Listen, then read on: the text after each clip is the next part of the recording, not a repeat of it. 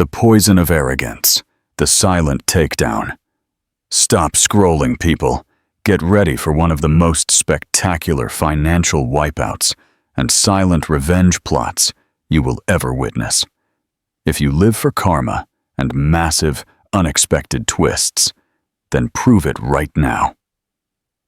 Hit that like button, share this with a friend who loves a good comeback story, and most importantly, subscribe to the channel and turn on notifications so you don't miss the next epic saga.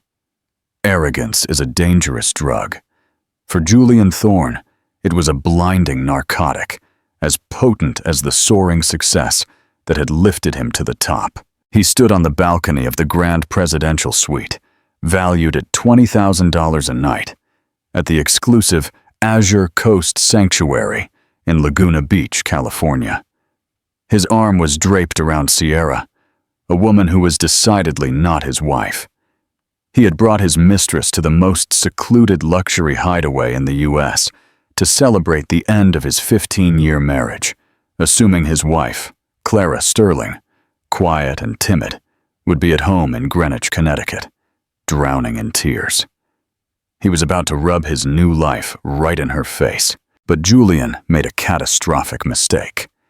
He assumed he was the predator, when he was, in fact, just a fool walking straight into a perfectly set trap. The Sunset Triumph in Laguna, the sleek custom mahogany speedboat sliced through the turquoise waters off the coast, its polished deck gleaming like obsidian under the late afternoon sun. Julian Thorne checked his watch, a Richard Mille tourbillon, a $500,000 statement piece that screamed, "I have conquered." Beside him, Sierra, poured into a neon yellow dress, angled her phone to capture his profile against the dramatic backdrop of the San Joaquin Hills. "Is it like exclusive, babe?" she asked, her voice a breathless murmur. "I don't want to see families. I don't want to see basic people." "The Azure Coast Sanctuary, darling," Julian replied, his voice resonating with the smug self-satisfaction of a man who had just won the world. "It's not a hotel. It's a private estate holding. They only have 10 suites. The wait list is 3 years, unless you're me." Of course, he had leveraged a phenomenal quarter at his hedge fund, Thorne Capital, to pressure his private bank concierge into securing the reservation. This trip was a victory lap. 2 days prior, he'd instructed his lawyers to serve the divorce papers on his wife, Clara. Clara. The name tasted like ash. Boring, beige, predictable Clara. She was the woman he had married 15 years ago, a strategic merger between his new money ambition and her family's respectable, discreet, old money name. She had been the counterbalance he needed then, but now, she was just dead weight. Clara spent her days quietly running the Sterling family office, a small trust he never bothered to investigate, and dedicating herself to discreet philanthropy. She was a ghost in their minimalist mansion, a woman who wore cashmere in neutral tones and never, ever raised her voice. Sierra was the opposite. She was loud, demanding, and spectacularly gorgeous. She was a breathing, living trophy, a testament to his soaring success. The speedboat throttled down, pulling up to a stone jetty wrapped in ancient wisteria. A man in an immaculate linen suit waited. It was Mr. Declan Reed, the general manager. "Mr. Thorne, welcome to the Azure Coast Sanctuary," Declan said, his smile polite but devoid of warmth. "We have the Grand Presidential Suite," Julian announced, not as a question, but as a statement. "Of course, sir, if you'll follow me." The grounds were magnificent, a terraced paradise of Italian cypresses and vibrant bougainvillea. Julian felt a surge of power. This was his world now. As they were led to the main villa, a converted 1920s Spanish Revival mansion, Julian stopped short. "My bags," he snapped, pointing toward the jetty. "They are already in your suite, sir," Declan smoothly replied. The Grand Presidential Suite was bigger than his first apartment.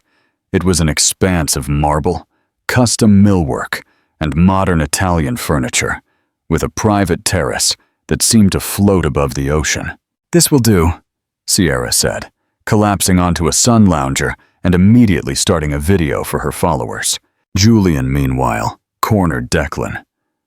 "I'll need a dinner reservation for tonight, 8 o'clock, the best table at your restaurant, the Mariner, and I'll require a specific wine, a double magnum of Screaming Eagle 1997.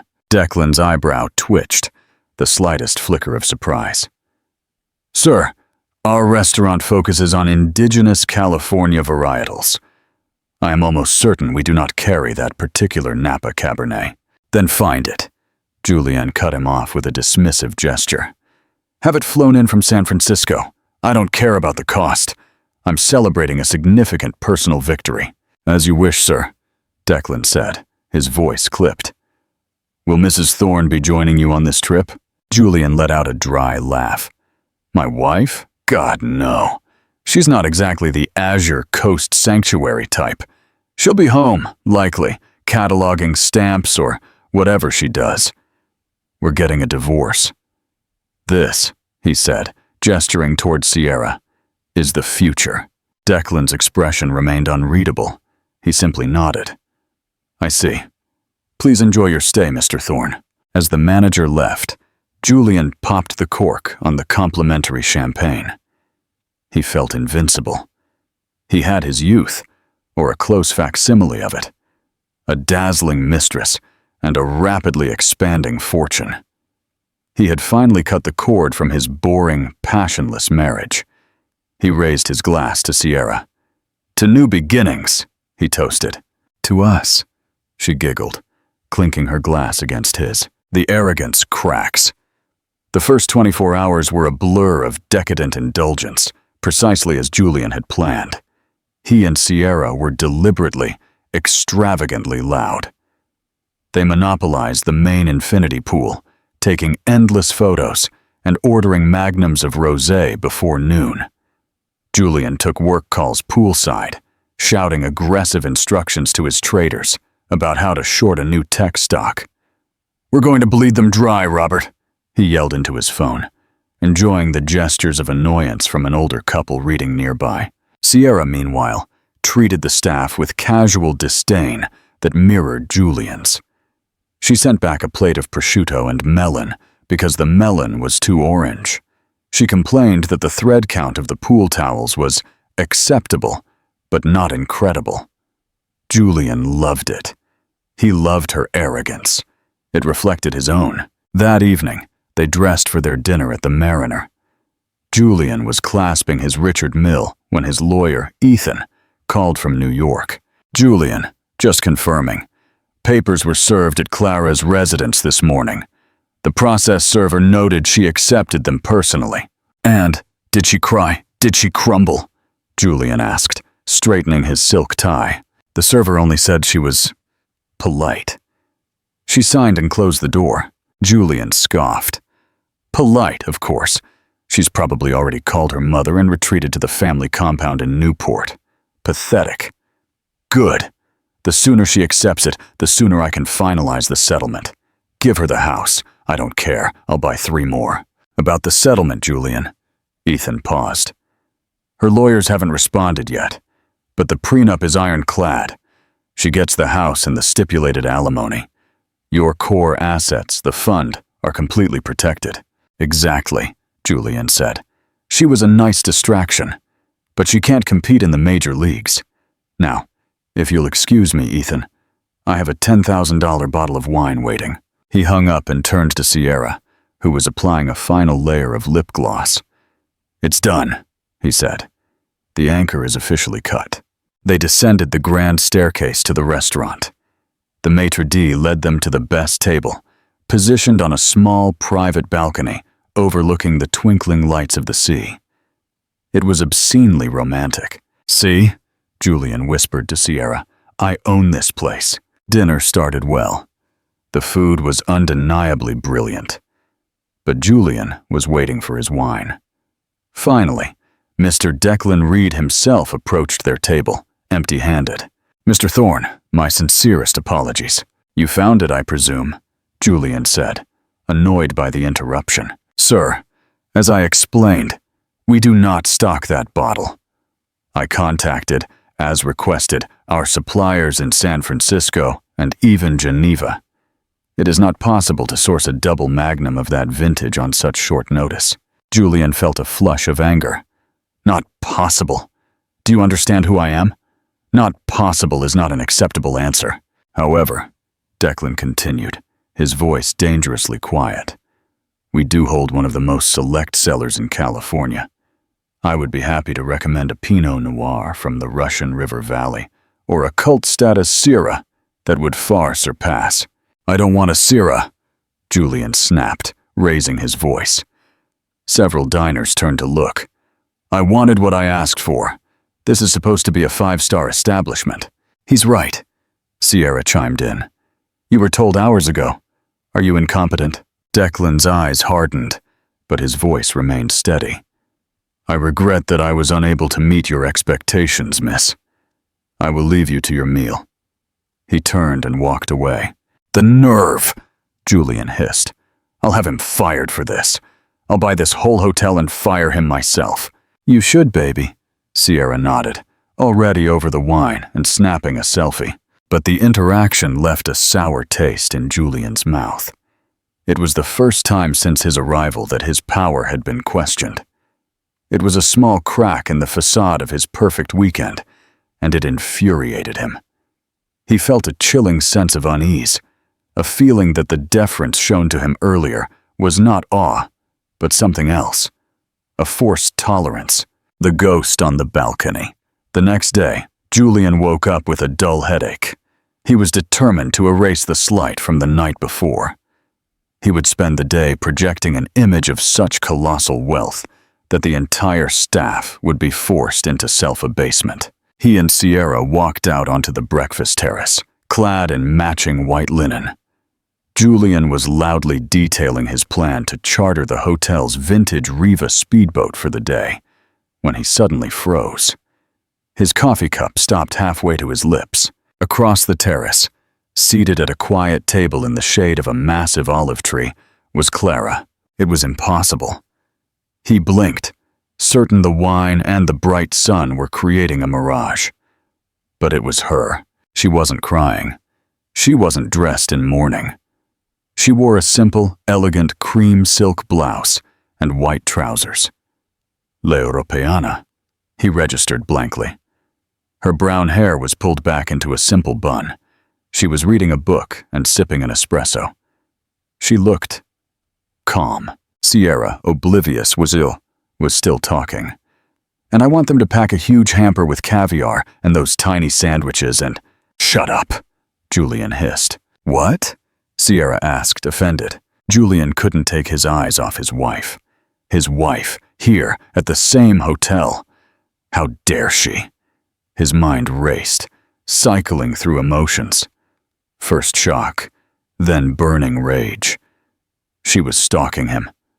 She had received the divorce papers, and in a pathetic, desperate move, she had followed him here to— what? Confront him? Make a scene? Beg him back? A slow, cruel smile spread across his face.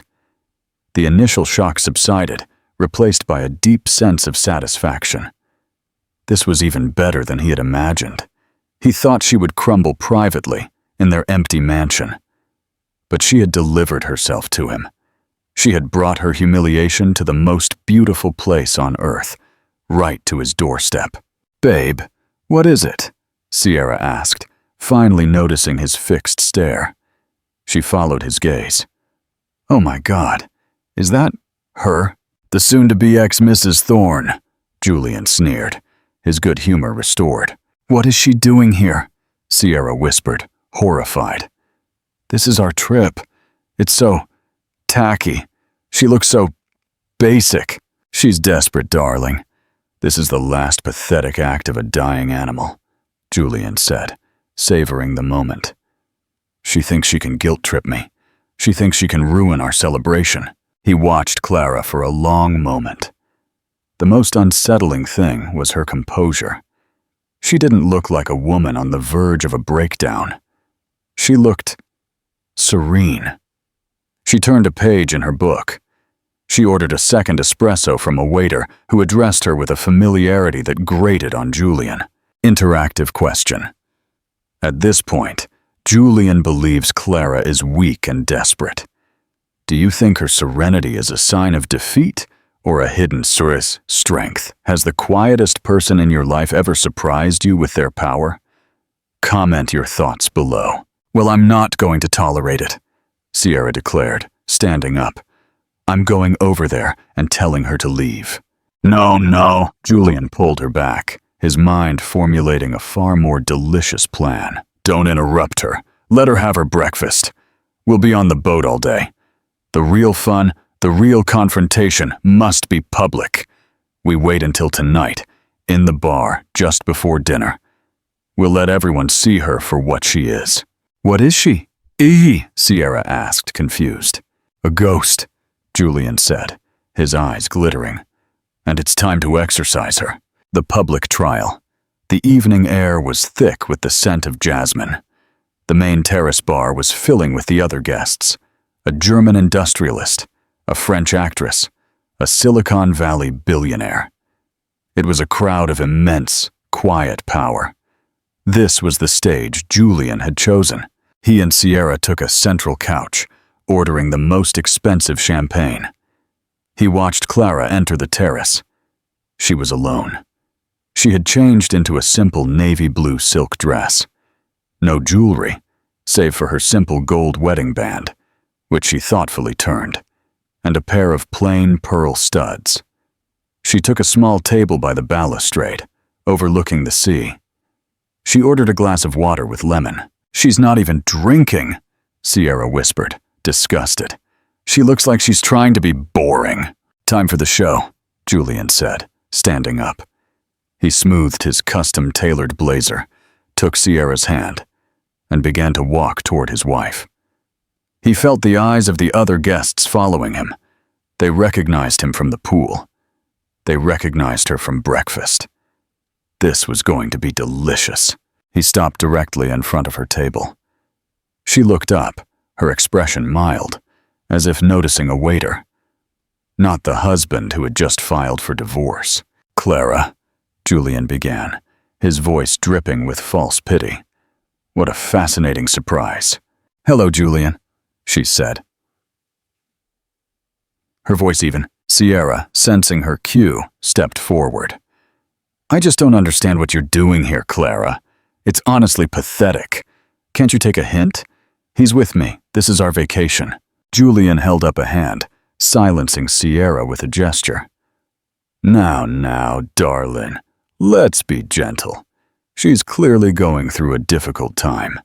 He looked at Clara, his smile becoming a sneer. Seriously, Clara, this is a new low, even for you. Following me here? Did you honestly think you could fly to Laguna and I'd just… what? Forget everything and take you back?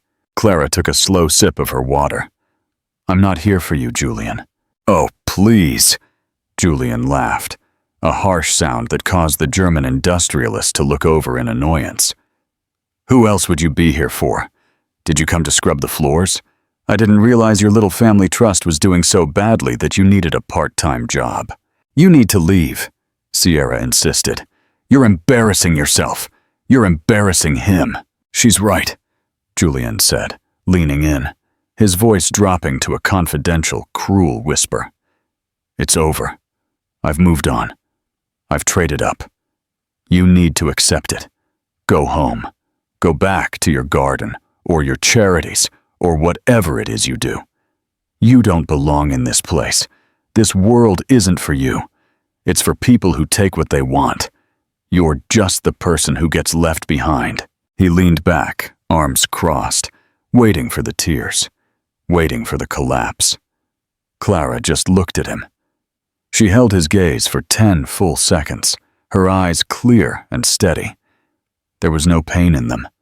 There was no anger. There was… he couldn't decipher it. It looked almost like… pity. Are you finished? She asked. The question caught him off guard. Am I… what? Your speech? It was very… theatrical? Are you finished? Before Julian could reply, Mr. Declan Reed, the general manager, appeared at his side. His face was a mask of cold professionalism. Mr. Thorne, Declan said, his voice low, but carrying the unmistakable weight of authority. Ah, Declan, Julian said, turning to him triumphantly. Perfect timing. We seem to have a trespasser. This woman is not a guest. She is my estranged wife, and she is harassing me. Please escort her off the property. Quietly, if possible. I'm feeling generous. Sierra smirked, pulling out her phone, no doubt to film the walk of shame. Declan didn't look at Clara. His eyes were locked on Julian. Mr. Thorne, it is I who must ask you to be quiet. You are causing a disturbance to our other guests. Julian's smile vanished. Excuse me? I am the guest. She is the intruder. Get her out, now. I'm afraid you are mistaken, sir, Declan said. Ms. Sterling is our guest. You are the one who is no longer welcome. The terrace went silent. The only sound was the gentle lapping of water against the stone walls. Julian felt a cold dread, a sudden nauseating drop in his stomach. What did you just say? He said you are not welcome, Julian, Clara said, finally putting down her glass of water. She stood up. She was shorter than him, but she suddenly seemed to dominate the entire terrace. This is ridiculous, Julian sputtered, looking around for support. The other guests were pointedly looking away, pretending to be fascinated by their olives. I have the Grand Presidential Suite. I'm paying $20,000 a night. You can't… Declan, are you insane? Do you know who I am? I'm afraid I do, Mr. Thorne, Declan said, and I am acting under direct orders from my employer. Then bring your employer out, Julian roared. He's standing right in front of him, Clara said. The world seemed to tilt. Julian stared at her. He looked at Declan. He looked back at her. The dots connected, but the picture they formed was impossible. You're not… What? Clara asked. A guest? You're right, I'm not. I haven't been a guest here in 6 weeks. She turned to the manager. Declan, how are the new kitchen renovations at the Mariner coming along? I saw the invoices for the new Multani ovens. They are performing beautifully, Ms. Sterling, Declan replied, his voice now filled with the warmth that had been missing before. The chefs are ecstatic. Your choice was enojillos. Well, as always, perfect. Miss Sterling? Julian whispered. The name echoed in his ears. Declan had used it earlier, at the jetty, but he had assumed. I bought it, Julian, Clara said, her voice flat, as if discussing the weather. The Azure Coast Sanctuary, and the 2 smaller properties in Santa Barbara, and the vineyard in Napa. My quaint, little family office, as you called it, decided to expand its hospitality portfolio.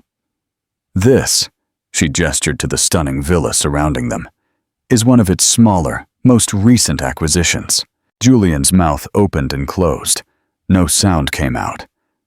You're lying, he finally managed. This is a prank, a sick, twisted joke. Am I? Clara reached into her Bottega Veneta bag and pulled out a single keycard. It was a heavy, black, metal card. This is the master override. It opens every door in this hotel, including, I believe, the Grand Presidential Suite. She turned to Declan. Declan, Mr. Thorne and his guest are to be checked out immediately. Wait!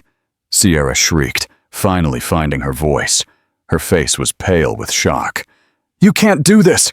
We have a reservation! We paid! On the contrary, Clara said, turning her cold gaze on Sierra. Your reservation, which was tied to Mr. Thorne's corporate account, was cancelled this morning. As for payment, she looked at Julian. The credit card you have on file, the corporate Amex Centurion, was declined about, 2 hours ago.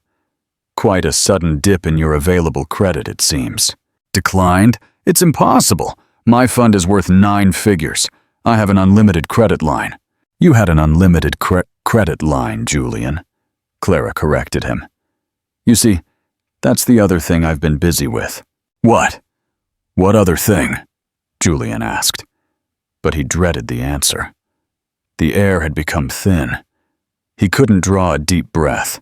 While you were celebrating, I was with my legal team, Clara explained, her tone conversational. You were always so careless with paperwork, Julian. You found it so tedious. You just signed whatever Ethan put in front of you. The prenup, Julian said, grasping at a straw. It's ironclad. My fund is protected. Your fund, yes. Thorn Capital is all yours, Clara conceded. The problem, Julian, is that Thorn Capital is now worthless. Julian's blood turned to ice. What are you talking about? You're a hedge fund manager, Julian. You understand leverage. You understand collateral.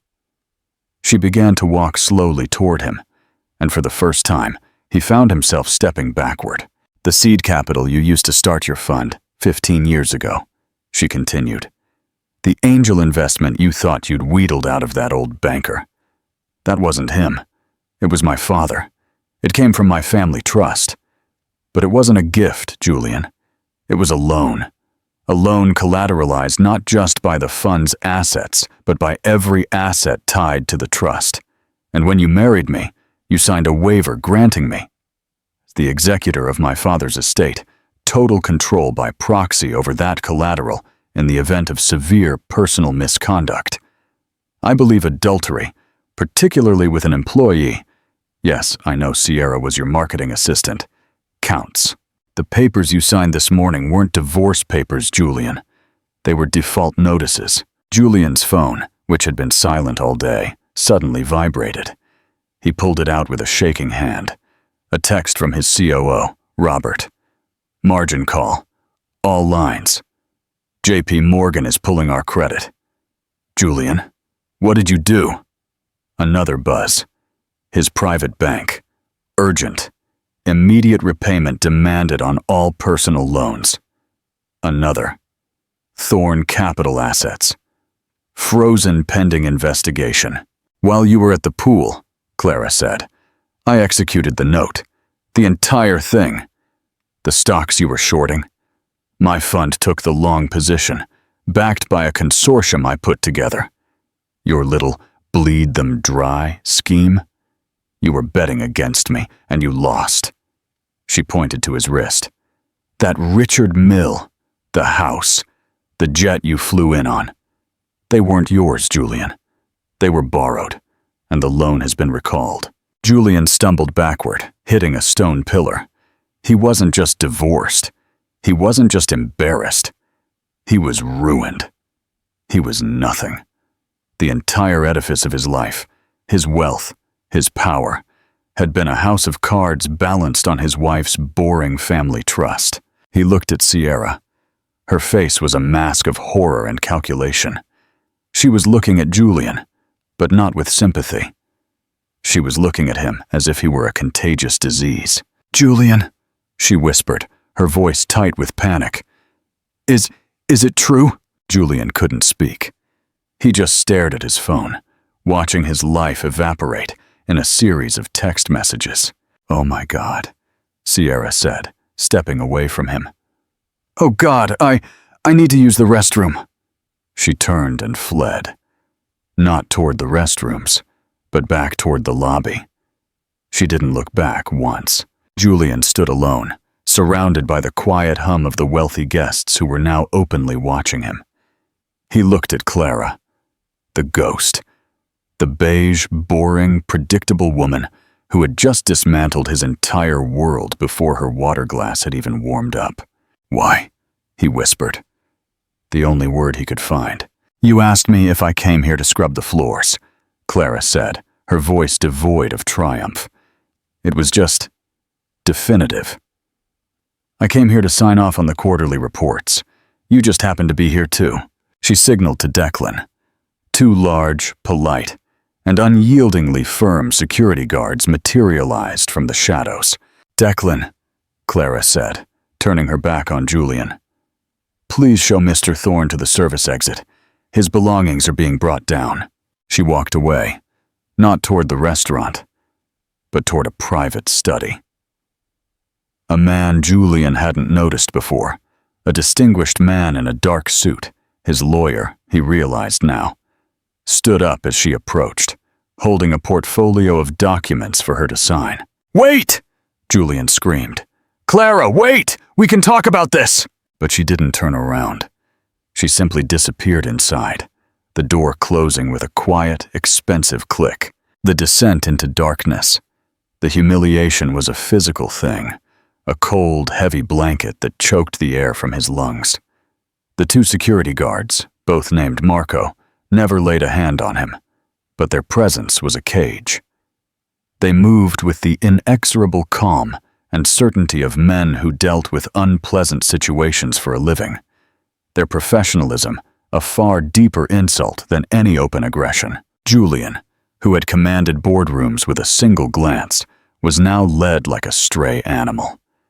They guided him not through the grand, marble-floored lobby where he had made his triumphant entrance, but through a series of sterile service corridors. The walls were stark white, scuffed with black marks from delivery carts. The air, previously scented with jasmine and expensive perfume, now faintly smelled of bleach and cooking oil. It was the resort's hidden anatomy, the guts he was never meant to see. Every step away from the opulent guest areas was a step down a staircase he didn't know he was climbing, a descent into a world he thought he had escaped long ago. The office they took him to was small and windowless, furnished with a single metal desk and a rolling chair with a tear in the vinyl. On the wall was a corkboard with staff schedules and safety notices. This was the back of house. This was where his imperial reign ended. His luggage, the entire matching set of custom monogrammed Rimowa hardshell cases, which a personal shopper had assured him projected effortless global power, was unceremoniously piled by the door. It wasn't stacked neatly. It was dumped, a monument to his fallen status. A young staff member named Leo, with nervous eyes and a carefully neutral expression, was waiting. He avoided looking directly at Julian, focusing on a tablet he held with both hands. "Mr. Thorne," Leo began, his voice barely a murmur. Julian's instinct, the growling, cornered reflex of a deposed king, was to lash out. "Don't call me Mr. Thorne! Get Declan in here! Get the owner! This is an outrage!" Leo flinched, but held his ground. The Marcos, standing by the door, shifted their weight just slightly, a silent reminder of the new reality. Leo's refusal to engage, his adherence to protocol, was another wall Julian couldn't breach. He was no longer a guest to be placated. He was a problem to be processed. "I need you to sign here, sir," Leo said, holding out the tablet. "It's a receipt for your personal effects, acknowledging you have taken possession of them from the property." Julian stared at the screen. The list of his own belongings felt like an indictment. 1. Richard Mill watch, rose gold. 1. Pair of Loro Piana loafers. 3. Custom Brioni suits. It was an inventory of his ruin. He grabbed the stylus, his hand trembling with such violence that his signature was a jagged, illegible scar across the screen. He shoved the tablet back at the boy. Leo took it. His eyes flickered up for a moment. He seemed to brace himself for the next part. "Sir, your companion, Ms. Sierra, left a message for you." A flash of something pathetic and desperate ignited in Julian's chest. Hope. Maybe she had changed her mind. Maybe she was waiting for him, had organized a car. Maybe this was all a terrible misunderstanding. "What is it? Did she get a cab? Where is she?" Leo swallowed, his gaze fixed on a spot on the wall just over Julian's shoulder. "She said, and these were her words, sir, 'Don't ever contact me, ever.'" The words hit Julian with the force of a physical blow. Ever. Not, "I'm sorry," not, "I'll call you," but a final, brutal severing. He saw her now with horrible clarity, Not as a partner, not even as a mistress, but as a parasite who had just detached from a dying host. He had seen her as a prize he had won. She had seen him as a position she had temporarily held. As if to twist the knife, Leo slid a small, sealed envelope across the desk. The paper was the same thick, creamy stock used for the restaurant menus. Julian opened it with clumsy fingers. Inside was no note of apology or explanation. It was a bill. It was a detailed list of every incidental expense he and Sierra had consumed since their arrival. It was all there, in crisp, relentless black ink. The 4 magnums of Taittinger Rosé poolside, the emergency Dior sunglasses Sierra had insisted on buying at the hotel boutique, the ridiculously expensive melon dish he'd sent back. Every charge was a tiny monument to his own foolishness. He scanned down to the bottom line, a number that would have been trivial to him that very morning, $22,480. Beneath it, stamped in a vicious, accusing red, were 2 words: payment declined. My cards. There must be an error, he stammered, the lie tasting like acid in his mouth. He knew there was no error. He could feel the digital guillotine Clara had dropped, severing him from the global financial grid. We are aware of the situation, sir, Leo said, his voice soft with what might have been pity. Ms. Sterling's instructions were to place it in your file. This copy is for your records. For your records. A final mocking piece of paperwork for the man who was now a non-entity. He crumpled the bill in his fist, the thick paper resisting, a final echo of the quality he could no longer afford. One of the Marcos pulled open the service door, revealing not the manicured, lit grounds of the estate, but a dark, gravel-filled path running alongside the building. The opulent, jasmine-scented paradise he had inhabited just minutes ago was a world away. Here, the air was cool and smelled of damp earth and the faint, unpleasant odor of a nearby row of dumpsters. The public ferry dock is that way, the security guard said, his voice flat and final. He pointed into the oppressive darkness. It is a 20-minute walk. The words hung in the air, absurd and impossible. A walk? Julian's voice cracked. You can't be serious. I need a car. Call me a cab, a boat. I'll pay, he added, the words hollow even to his own ears. We are not a taxi service, sir, the guard replied without a flicker of emotion. He and his partner stepped back. The heavy service door pulled shut, and the lock engaged with a definitive, metallic thud that resonated in the sudden silence. It was the sound of his old life being sealed off forever. He was alone, truly and utterly alone in the darkness, surrounded by luggage representing a fortune he no longer possessed. He looked at his hands, then at the Brioni suit that suddenly felt like a cheap costume. He had to move the bags himself. The thought was paralyzing. He bent down, his back protesting, and grabbed the handle of the largest case. It was impossibly heavy. He grunted, pulling it a few feet down the gravel path, the small wheels catching and scraping against the stones. He had to stop, breathing hard, sweat beading on his forehead. He set off on the long, humiliating trek, dragging the case behind him, the rattling of its wheels the only sound accompanying his ragged breathing. The path was uneven, and he tripped twice, his thin-soled loafers offering no protection against the sharp stones. Every painful step was a new humiliation. From above, he could hear the faint, elegant sounds of the world he'd been ejected from, the sophisticated murmur of conversation, the clinking of glasses, the soft melodies of a string quartet playing on the terrace. He imagined the other guests, the German industrialist, the French actress, looking at his empty couch, perhaps sharing a brief whisper of pity before returning to their champagne. He was already a ghost, a cautionary anecdote to be briefly savored. As the path curved toward the front of the estate, he caught sight of the main jetty, lit by wrought iron lamps. An elegant private water taxi, its mahogany deck gleaming, was pulling away. He instinctively ducked behind a thick cypress tree, his heart pounding with a new, sharper shame. He saw a flash of canary yellow fabric. It was Sierra. She was not alone. She was laughing, a bright, tinkling sound that carried across the water. Her arm was looped through that of the German industrialist, a man whose name Julian couldn't even recall. The man was older, with a quiet, certain posture that made Julian's own arrogance seem childish in retrospect. He was listening to Sierra, nodding, his expression one of amused indulgence.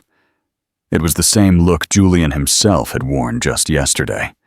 He was watching his own role being replaced in real time.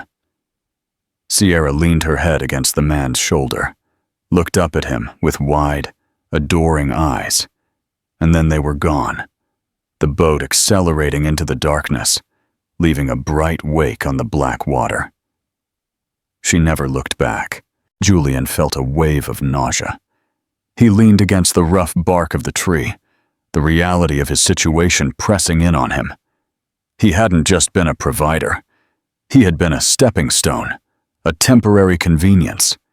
His grand romantic narrative had been nothing more than a commercial transaction, and his contract had just been voided. Finally, he stumbled out of the darkness onto the ferry dock. It looked nothing like the polished, private marina at the villa. It was a rough, weathered wooden platform with a single buzzing fluorescent light that drew a cloud of moths.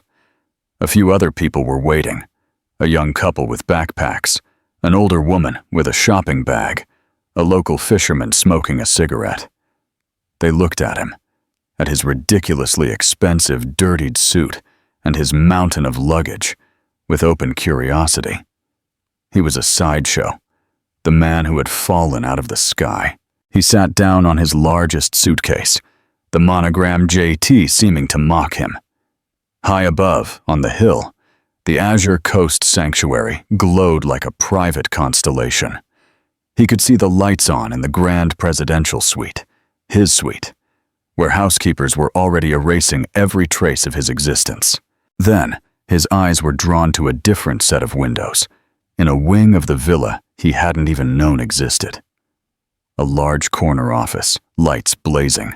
A silhouette moved toward the window. It was Clara. She wasn't looking down at him. She was looking out over the dark, vast expanse of the sea. Her sea. She had a phone to her ear, nodding occasionally. Declan Reed stood respectfully a few feet away, holding a folder. Her lawyer, Ethan, was also there, pointing something out on a large plan spread over a table. They were working. They were building. This wasn't the end of a story for her. It was just another Tuesday night. She was an empress in her war room, and he had been a jester playing in her courtyard, completely oblivious to the scale of her power. The quaint little family office was a global enterprise, and he had been nothing more than a minor, misbehaving asset. His arrogance, his dismissal of her, his affair, were not grand, heartbreaking betrayals. They were simply liabilities on a balance sheet, and she, the consummate manager, had finally liquidated them. The ferry horn blared, a loud, ugly sound that startled him. The boat, a large, functional, utterly unglamorous vessel, pulled up to the dock. He stood up, his legs stiff, and began the laborious process of hauling his luggage aboard, bumping into the other passengers, mumbling apologies that felt foreign on his tongue. He found a hard plastic bench on the open deck and slumped onto it. The engines roared to life, and the ferry pulled away from the shore. He watched the lights of the Azure Coast Sanctuary grow smaller and smaller, until they were just another shimmer on the horizon. The cool wind whipped off the water, chilling him through his thin suit jacket. He put his head in his hands, the crumpled, worthless bill still clutched in his fist. He hadn't just been fired. He had been made obsolete. He had been erased. And as the boat churned through the dark, indifferent water, Julian Thorne, for the very first time in his life, began to weep. The last stop. The ferry slammed into the pilings of the Newport Beach Pier, a jarring, unceremonious arrival that vibrated through the cheap plastic bench and up into Julian's bones. The other passengers rose, eager to get home. Julian remained seated, a statue of frozen disbelief, until a deckhand yelled, "Sir, all out!" He stood, his body aching, and faced the immediate logistical nightmare of his life. The luggage. He struggled to heave the cases onto the dock, one by one, a sweating, grunting spectacle. His hands, accustomed to signing nine-figure deals, were now raw and blistered from the unaccustomed manual labor. The other passengers flowed around him, a river of normal life, parting around a rock of opulent misery. No one offered to help. They simply stared at the man in the $5,000 suit, now streaked with grime from the ferry deck, who looked like a refugee from a world they only saw in magazines. He was on the illuminated boardwalk. It was late, past 11, but the boardwalk was still alive with people strolling, eating ice cream, their laughter echoing over the water. It felt like a personal attack. He lined his suitcases up on the pavement like soldiers in a lost cause. He needed a cab. He needed a hotel. He needed to think. A taxi pulled up. Julian raised his hand, a gesture he had performed 1,000 times. The driver got out, looked at the mountain of luggage, looked at Julian, and sighed. "Where to?" he asked. "Hotel, the Montage," Julian said, grasping onto the only other luxury hotel name he knew. The driver's eyes widened, then narrowed. The Montage. He whistled, a low, assessing sound. This was a fare worth having. He began, with surprising efficiency, to load the bags into the minivan's trunk, a puzzle of leather and brass. Julian climbed into the back seat, sinking into the worn upholstery. The car smelled of stale tobacco and pine-scented air freshener. The drive was silent. Julian stared out the window as they left the downtown area. He was in a daze, a deep shock that insulated him from the full, crushing weight of his reality. He was operating on the muscle memory of wealth. He would get a room, call Ethan in the morning, and this nightmare would be sorted out. Clara had made her point. It was a brilliant, vicious power play, but it just couldn't be final. They arrived at the majestic entrance of the Montage, a hotel that rivaled the Sanctuary in its grandeur. The doorman, resplendent in a magnificent uniform, hurried forward and opened Julian's door, greeting him with a polished, "Good evening, sir." "Welcome." Julian stepped out, his confidence returning momentarily, reflexively. This was his world. He could fix this.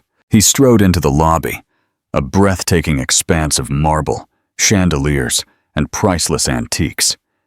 He walked directly to the front desk, leaving the driver and doorman to handle the bags.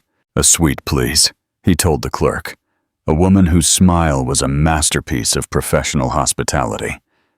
"Ocean view, whatever you have." "Of course, sir. May I have a credit card?" "And your passport?" Julian pulled out his wallet. He handed her the Amex Centurion. The black card, his primary weapon and symbol, looked solid and real. He was Julian Thorne. This would work. The clerk swiped it. Her smile flickered just for a second. She swiped it again. "I am sorry, sir. There appears to be an issue." "That's impossible," Julian said, his voice a little too loud. "Run it again." "I have, sir," she said, lowering her voice, her eyes flicking toward the doorman.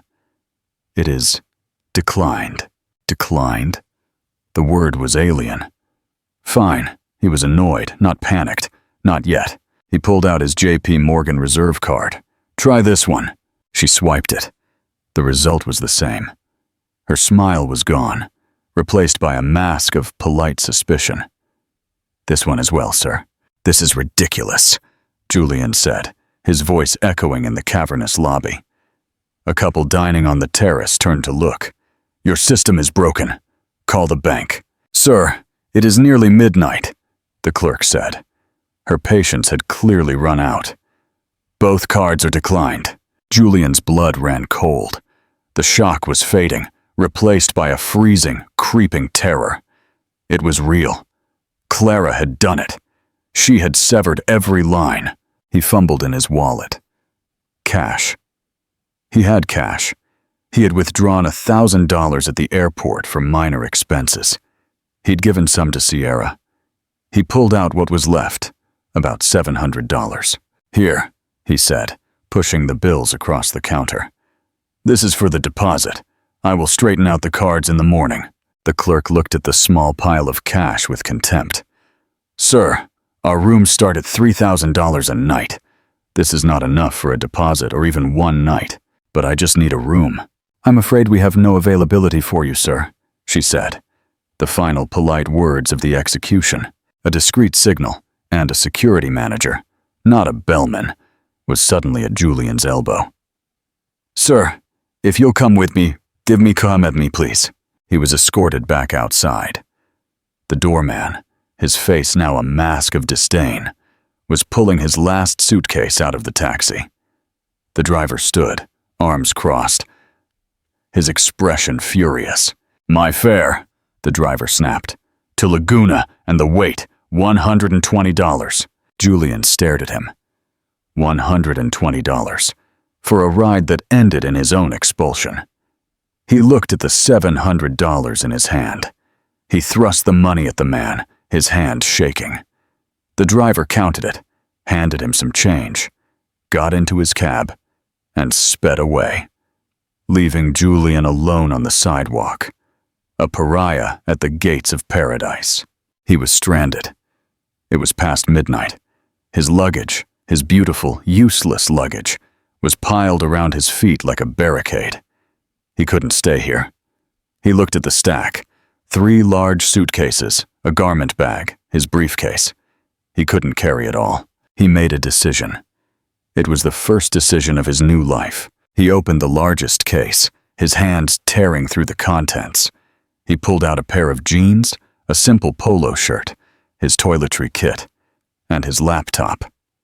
He stuffed them into his briefcase and his small roller bag. He zipped them shut. Then he stood up and looked at the rest. The Brioni suits, the custom shoes, the silk ties.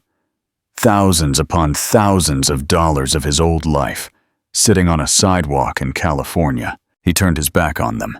He left it all there. He started walking, pulling the single roller bag, its wheels rattling over the cobblestones.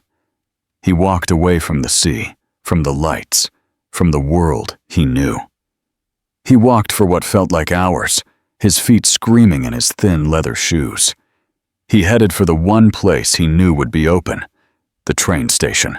The area around the station was a different world. The grand villas gave way to nondescript 1960s apartment blocks. The scent of jasmine was replaced by the smell of diesel and stale beer. He found what he was looking for, a tiny 2-star albergo with a flickering neon sign that simply read, "Hotel." He pushed the glass door. The lobby was a tiny linoleum-floored room where a sleepy man in a t-shirt sat behind a plywood desk, watching a small TV. The man looked up, his eyes taking in Julian's dirty, expensive suit and his single high-end roller bag. It was a combination that screamed trouble. "You have a room?" Julian asked, his voice a dry croak. The man grunted. $80 up front. Julian pulled out his remaining cash. He had just over $500 left. He peeled off the bills and handed them over. The man took them, counted them, and slid a key across the desk. It was attached to a large red plastic fob with the room number 3B scrawled on it in faded marker. "3rd floor," the man said, pointing toward a small, coffin-like elevator. The elevator rattled up to the 3rd floor, the smell of stale cigarettes thick in the air. He found room B.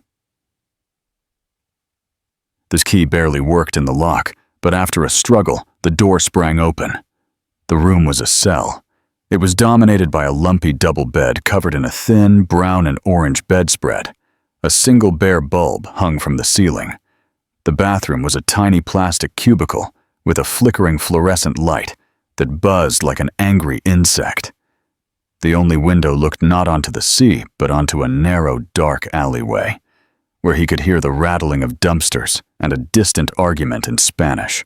Julian stepped inside. He dropped the roller bag. He didn't turn on the main light, leaving the room in the dim glow from the alley. He sat down on the edge of the lumpy bed. The springs shrieked in protest. He was alone.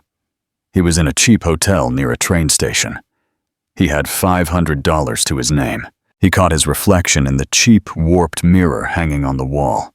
He saw a stranger, a disheveled man with hollow eyes, his face pale with sweat and fear. The arrogant king of Laguna was gone. In his place was this terrified creature. His Richard Mille still gleamed on his wrist. He pulled out his phone. He tried to call Ethan, his lawyer, and was directed straight to a busy signal. The number you have dialed is not in service, not voicemail. Disconnected. He tried to call Robert, his COO. This number is no longer active. He tried to call his private banker. Disconnected. Clara hadn't just frozen his assets. She hadn't just called in his loans. She had systematically dismantled his entire support structure. The lawyers, the bankers, the executives, they were loyal to the money, and the money was hers. He was excommunicated. He stared at the Richard Mille on his wrist. It was worth, what, $300,000? It was the only item of value he had left. It was his last lifeline. He unclasped it, the rose gold suddenly feeling impossibly heavy, almost obscene, in the sordidness of the room. He placed it on the chipped laminate nightstand, the quiet, elegant tick-tick-tick of its movement the only sound in the room, a relentless, indifferent clock counting the seconds of a life that had already expired. Conclusion and significance. Thank you for joining us for this story. It is a powerful reminder that arrogance often blinds us to the real power sitting just across the table. Julian saw his wife as a relic of his past, never realizing she was the architect of his entire present. He thought he owned the world, but he didn't even own himself. His bluster was not a sign of his success, but the trigger for his spectacular downfall, proving that quiet intelligence and hidden strength will always outlast the loudest boast. What do you think of Clara's revenge?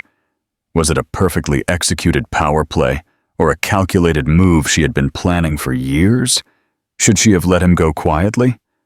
Let us know your opinion in the comments below.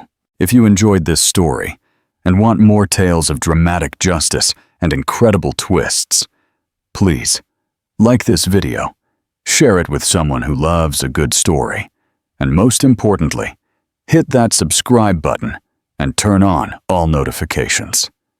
We have new stories dropping every week, and you don't want to miss what happens next. Until next time.